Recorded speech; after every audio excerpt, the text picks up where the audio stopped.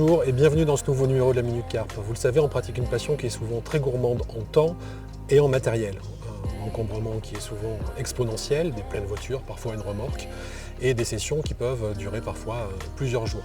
Est-ce que pour autant, lorsque, comme moi et comme vous souvent, on ne dispose que de quelques heures pour pêcher, il faut se priver de pouvoir essayer de traquer quelques carpes? Pas du tout. Nous allons voir aujourd'hui comment on peut pratiquer une pêche mobile, une pêche extrêmement dynamique, une pêche qui nécessite peu de matériel, peu de budget et qu'on pourra pratiquer finalement toute l'année, soit après son travail, s'il nous reste 2-3 heures pour pouvoir aller s'installer au bord d'une rivière ou d'un petit plan d'eau, soit pendant les vacances, puisque vous le savez, on a la chance d'avoir un pays qui offre un domaine public et également un domaine privé pour ceux qui y pratiquent, qui est extrêmement vaste et où qu'on aille, on a toujours à proximité la possibilité d'essayer de prendre un poisson. Pour autant, on ne peut pas partir avec un matériel qui soit le même et qui soit aussi encombrant que celui qu'on utilise le reste de l'année.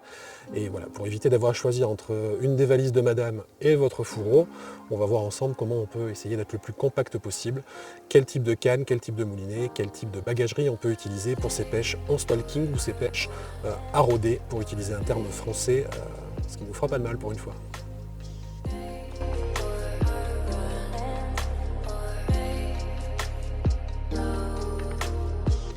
Voilà, on le disait, la nécessité de réduire au maximum l'encombrement et vous voyez, j'ai autour de moi l'intégralité du matériel que j'utilise quand je fais des sessions extrêmement rapides, des pêches en stalking, que ce soit au flotteur ou sur le fond de façon classique.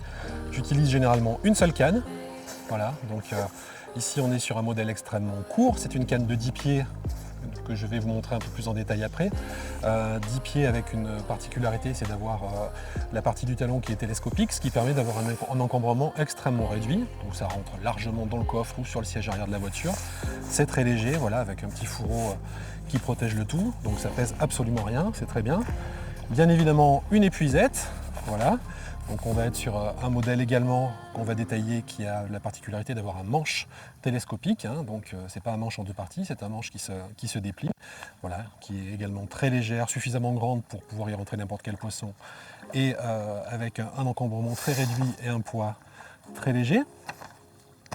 Un sac à dos qui va avoir une particularité très intéressante et je vous montre ça tout de suite parce que je trouve que c'est un système qui est assez génial. C'est que voilà, on peut enlever toute la partie qui concerne les sangles pour le porter sur le dos. Voilà, à ce niveau-là. Ici également, un système de clip, hein, très simple. Voilà, donc les deux sangles s'enlèvent. Et une fois qu'on a enlevé ça, on se retrouve avec un système de carriole extrêmement pratique, extrêmement compact. Voilà, avec un système qui est intéressant sur le dessus puisqu'on a une sorte de tablette semi-rigide avec des bords rehaussés, vous voyez, ce qui va nous permettre finalement d'avoir une petite desserte, voilà, à côté de nous sans aucun problème, où on pourra poser tout le nécessaire pour faire nos montages, sachant que l'arrière, comme vous pouvez le voir, est en revêtement étanche, ce qui permet de le poser par terre sans aucun problème et sans risquer de prendre l'eau, tout simplement. Et puis voilà, avec un système de rangement très ingénieux dans lequel on va pouvoir rentrer voilà, à peu près tout ce qu'on peut avoir besoin, donc des boîtes à bas de ligne, voilà, en l'occurrence ici quelques boîtes à bas de ligne, un grand compartiment dans lequel on va rentrer toutes ces trousses, toutes ces boîtes, voilà, des poches latérales qui permettent d'utiliser voilà, des ustensiles que j'apprécie particulièrement, sont des trousses en matière EVA, voilà, transparentes sur le dessus, ça permet de voir immédiatement ce qu'il y a à l'intérieur. C'est totalement étanche, très pratique. Voilà, on ouvre et on a accès tout de suite au contenu de la boîte et on peut s'en servir. Là en l'occurrence il s'agit de tous les matériaux en PVA, donc solubles. Donc vous comprenez l'intérêt d'avoir une trousse qui soit étanche pour ces matériaux-là. Donc voilà, système de rangement ingénieux. Et dans ce grand compartiment qui est ici, voilà, je vais ranger par exemple mon broyeur à bouillettes et puis d'autres petites boîtes de ce style, de taille plus petite, dans laquelle je vais avoir l'intégralité de mes hameçons, un certain nombre d'ustensiles comme des têtes de ligne, enfin voilà, tout le nécessaire particulièrement utile en session. Alors j'avoue que avec un sac comme ça, vous pouvez pêcher toute l'année. Il a l'avantage de faire sac à dos, donc ça permet d'être mobile et de le transporter facilement. Mais à l'intérieur de ce modèle-là, j'ai quasiment l'intégralité des ustensiles que je peux utiliser. Et j'avoue avoir un peu le défaut d'en emporter parfois un peu trop, mais bon, j'aime assez avoir à peu près tout à portée. Donc, hop, voilà, des trousses pour ranger des bas de ligne, pas de souci. Une boîte dans laquelle je vais ranger mes flotteurs, puisque quand on pêche en stalking, c'est une pêche au flotteur. Voilà, on peut ranger un certain nombre de choses, un petit seau pliant pour pouvoir humidifier le tapis, une grande boîte à bas de ligne, et voilà, quelques appâts, quelques bouillettes denses, un petit pot de pop-up, voilà, de quoi pouvoir pêcher tranquillement sur un coup rapide. Petite partie en maille, en filet qui permet voilà, de glisser des ustensiles. Ici, voilà, ce sont des gros nylons pour des têtes de ligne, quelques appâts flottants. Voilà, donc un système très ingénieux et encore une fois, pour barouder un peu, ce système qui est finalement un mixte entre un sac fourre-tout, donc ce qu'on appelle un carriole en anglais, et un sac à dos est particulièrement pratique puisque ça permet d'avoir les deux mains libres pour transporter, alors qu'avec un carriole classique, forcément on le tient avec la main et c'est pas forcément évident. En complément, un petit tapis tout simple, petit tapis de réception peu encombrant mais très efficace, voilà, qui une fois déplié permet d'assurer un peu le minimum syndical mais de ne pas abîmer le poisson en cas de prise. Et enfin, voilà, un pic avec un détecteur et un ustensile qui est ma foi assez sympa. Ce sont des sortes de seaux souples dans lesquels je vais ranger une partie de mes ustensiles, une serviette pour s'essuyer les mains, boîte de maïs, on en reparlera, voilà, des pelés de différentes tailles. Alors moi j'aime bien utiliser des pelés de marque française, donc là il s'agit de pelés Guessant. J'en ai en 3 mm, en 5 mm, que je dise pas de bêtises, 3, 5 mm et enfin en 7 mm, voilà, pour les plus gros. Ça permet de réaliser des chaussettes, des petites chaussettes solubles avec du pelé, ou pour les plus gros, les 7 mm, de pouvoir les utiliser à la fronde. D'ailleurs, bien sûr, évidemment, une petite fronde qui va rentrer là-dedans. Et enfin, voilà, je pars toujours avec un petit peu d'amorce. Là, il s'agit d'une amorce que j'utilise quand je pêche au feeder. C'est une amorce pour pêcher la carpe aux méthodes mixtes, donc il n'y a pas rien de très compliqué. Voilà, donc l'avantage, vous le voyez, c'est que l'intégralité du matériel, on peut le porter tout seul, en faisant un seul voyage, et c'est particulièrement intéressant.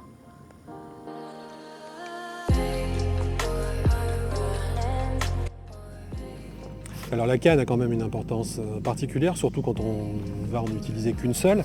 Donc on l'a vu, un modèle extrêmement encombrant, comme vous pouvez le constater. Non, je plaisante. Vous voyez, on est sur un modèle extrêmement court qui tient très peu de place, donc avec un petit fourreau rembourré. Donc on est sur la gamme de bagagerie Infinity System. Voilà, une petite poignée en néoprène.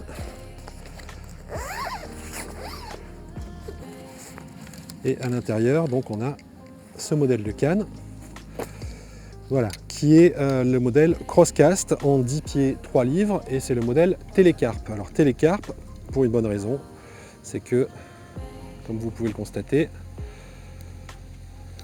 on a ici une partie dans le talon qui est télescopique, voilà, et qui permet d'amener la canne à sa taille complète.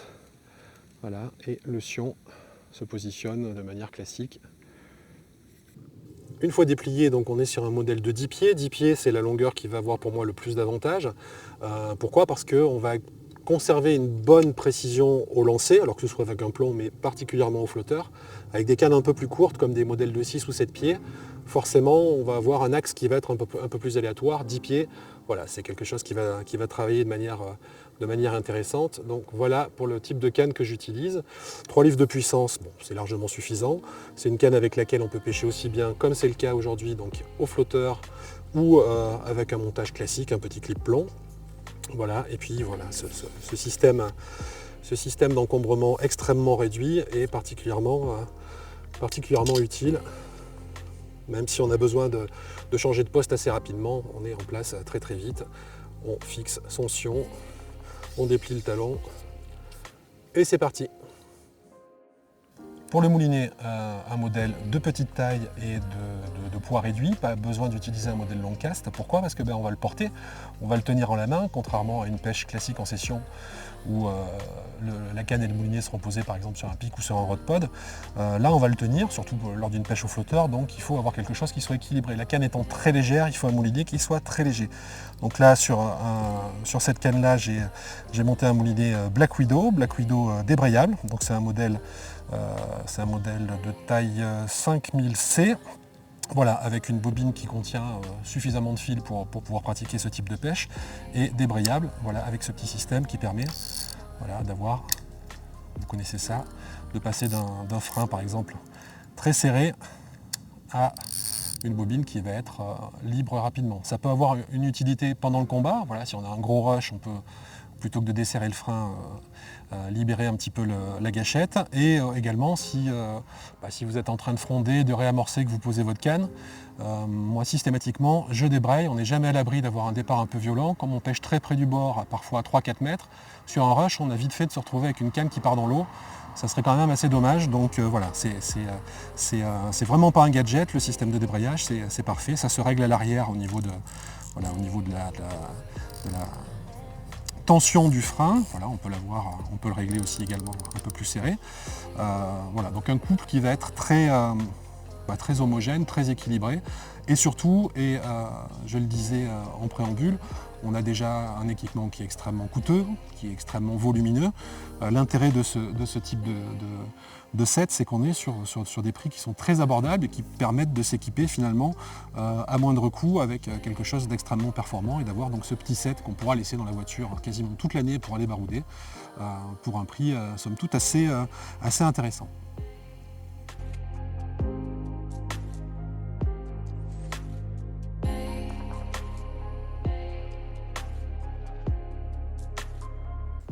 Alors s'il y a un ustensile des carpistes, en dehors des détecteurs qui font bip bip, qui peuvent faire rire les autres pêcheurs, c'est bien nos épuisettes, qui sont souvent quand même de taille très volumineuse, avec des filets extrêmement profonds. Bon, on le sait, pour pratiquer ce type de pêche, c'est une nécessité pour pouvoir épuiser correctement un poisson. Malgré tout, souvent on se retrouve avec des modèles qui sont extrêmement encombrants. Alors vous avez des manches parfois qui font 1,80 m, donc c'est-à-dire ma taille, plus le filet, voilà, arrangé, c'est particulièrement encombrant. Avec ce modèle-là, donc qui est le modèle Black Widow Télé 1,81, on va avoir un système de manches. Alors on va sortir les deux en même temps. Voilà, donc une petite étui étanche, ce qui évite d'avoir et de l'eau et des odeurs dans la voiture. Donc le filet, j'y reviendrai après. Mais dans un premier temps, ce qui va nous intéresser, c'est le manche. Donc on est sur un système de manche qui est télescopique, voilà, tout simplement. Alors soit on va pouvoir l'utiliser de manière courte, puisqu'il se bloque à ce niveau-là, grâce à une partie, on va dire, en caoutchouc.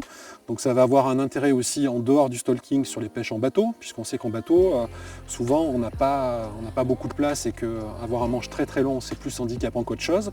Donc pour épuiser un poisson au ras du bateau, c'est extrêmement bien. Et ensuite, l'avantage, c'est que on va pouvoir le déplier.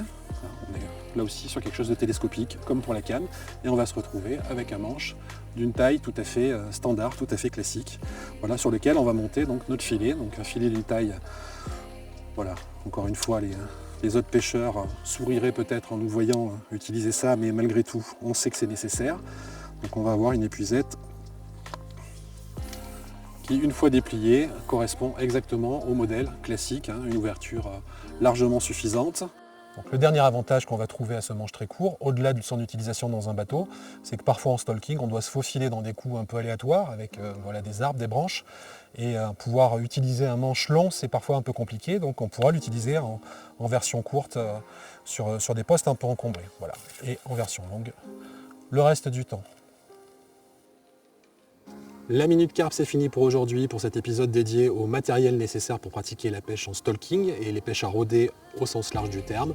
Dans un prochain épisode, alors soit sur la Minute Carp, soit dans Let's Go Carp Fishing, on verra un peu plus en détail les montages, les appâts, les stratégies, quelle approche vraiment tactique sur le terrain on peut mettre en place. D'ici là, bonne déroule à tous et à très bientôt.